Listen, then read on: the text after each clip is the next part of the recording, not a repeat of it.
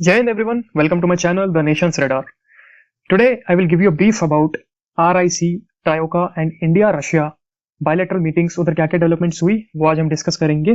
And I will start this video with a quote that is, there are no permanent friends or permanent enemies, just permanent interest. ये quote former US secretary of state Henry Kissinger ji का है, but अब India भी यही use करता है according to the shift in the foreign policy of India. जैसे कि आप देख सकते हैं कि नरेंद्र मोदी जी ने ये अपने ट्विटर अकाउंट पे पोस्ट किया था, just to give a signal to the west lobby and specially America that we are one, India, China and Russia are one. So ये हैं दो फोटोज जो पीएम मोदी जी ने अपने ट्विटर हैंडल पे डाली थी. जैसे कि मैंने आपको बताया था पहले वीडियो में कि आरआईसी का रिवाइवल होगा, पक्का होगा. And in this phase of Trump tariff ये होना ही था. ट्रम्प ने एक बहुत बड़ा ब्लंडर कर चुके हैं. जो 25 ईयर्स लगे थे इंडिया और यूएस के रिलेशंस को बढ़ने में, जहां जो बाइडन और बैरक ओबामा और डोनाल्ड ट्रम्प के फर्स्ट टेन्योर में हमने बहुत सारे पैक्ट्स, 3 पैक्ट्स हमने साइन किए थे जो कि बहुत इंपॉर्टेंट हैं दोनों देशों के लिए. बट ट्रम्प ने अपने सेकेंड टर्म में बहुत ही बड़ी गलती कर चुके हैं. तो यह वीडियो देख सकते हैं.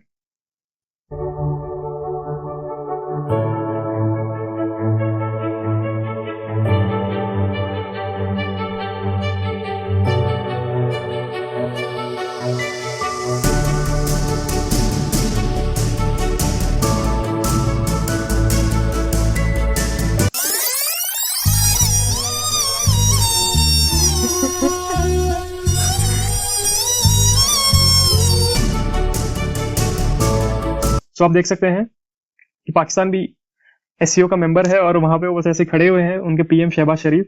सो वो मोमेंट देख के मेरे को बहुत ही हंसी आई. सो पर्सनली आपको ये दिखाना चाहता था, तो मैंने ये वीडियो एक ह्यूमर के साथ ऐड की है. आई होप आपको अच्छी लगी हो. So moving forward, this is the all members, जहाँ पे Pakistan, Russia, China, then Belarus है, ताजिकिस्तान है, उज्बेकिस्तान है, कजाकिस्तान है, किर्गिस्तान है, ईरान है. So these are the members of SCO summit.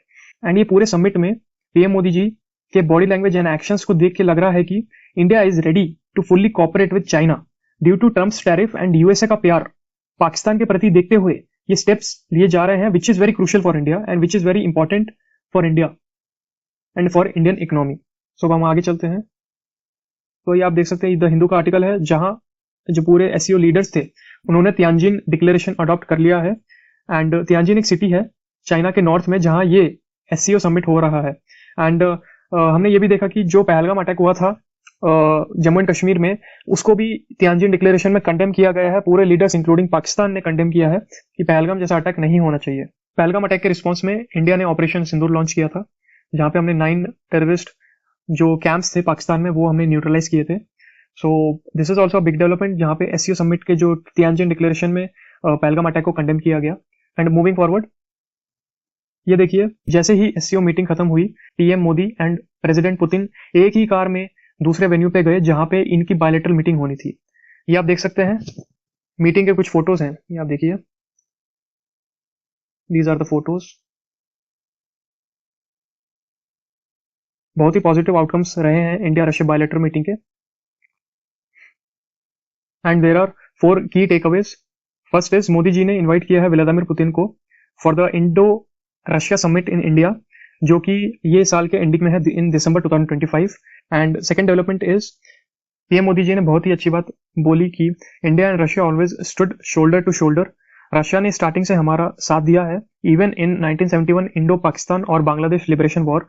Russia उस टाइम पे सोवियत यूनियन का पार्ट था, तो उस टाइम सोवियत यूनियन ने बोल दिया था कि any attack on India will be considered as an attack on Soviet union.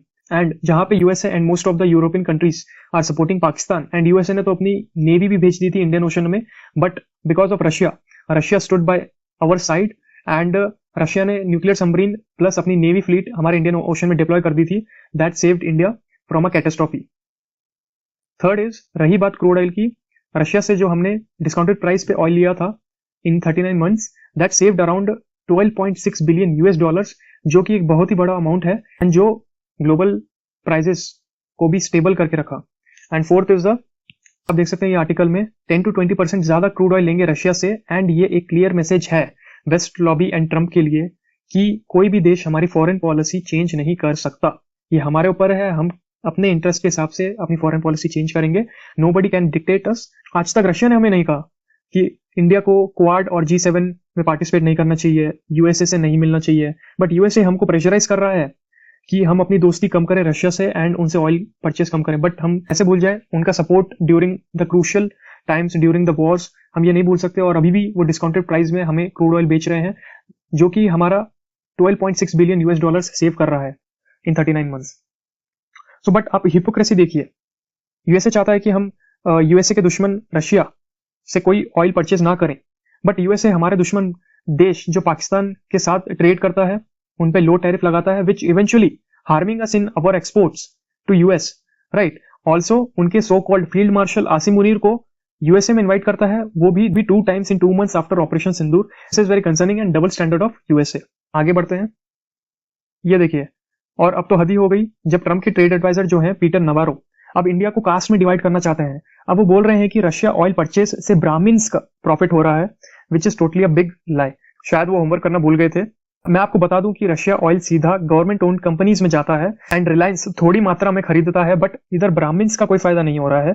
इसका कुछ लॉजिक नहीं है, ये बस फ्रस्ट्रेशन में बोली गई बातें हैं।